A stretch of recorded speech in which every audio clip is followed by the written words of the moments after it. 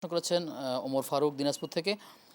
মসজিদ কমিটির সদস্য হওয়া সত্ত্বেও সালাত আদায় করে না এমন ব্যক্তিকে মসজিদের কমিটিতে রাখা যাবে কিনা, ইসলামের মানদণ্ড কি মসজিদ পরিচালনার ব্যাপারে? আসলে এই প্রশ্নগুলো আমাদেরকে সরাসরি মানুষ করে, মসজিদেও করে, যে যে নামাজ পড়ে না তারে রাখা যাবে কিনা। এখন প্রশ্ন হলো যে মসজিদ কমিটিটা গড়েই তো বেনামাজিরা, এটাই হলো সবচেয়ে বড় কথা। আপনি একজন বেনামাজি, তাহলে আপনি কমিটিতে রাখবেন না। কমিটির সভাপতি কে হয় আপনি একটু খোঁজ দেন তো।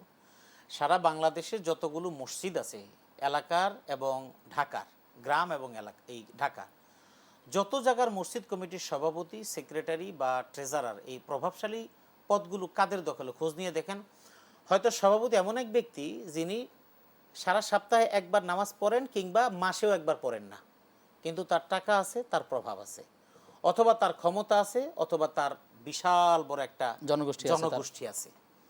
সেক্রেটারি ঠিক একই অবস্থা, ট্রেজারার ঠিক একই অবস্থা, অর্থাৎ একেবারে মানে স্বাভাবিক শ্রেণীবিন্যাসের মাধ্যমে। কখনো কখনো মোতাওয়াল্লি বা তার অধীনস্থ অথবা মসজিদের যারা ডোনার, মোতাওয়াল্লিও যারা বলেন একই অবস্থা। মোতাওয়াল্লি যারা হয়, হয়তো পূর্বপুরুষ যারা ছিলেন তারা এক সময় এটাকে দিয়ে গেছেন, কিন্তু পরবর্তী এমন বাংলাদেশের মোতাওয়াল্লিদের দেখা যায়, মোতাওয়াল্লিরা মসজিদটাকে তাদের ব্যবসা কেন্দ্র বানিয়ে নেয়। মসজিদের নামে যে দোকানগুলো তাদের আয়ের উৎস হয়, এবং মসজিদের ফান্ডের টাকাগুলো তারা পারিবারিক কাজে ব্যবহার করেন, এরকম বহু আছে।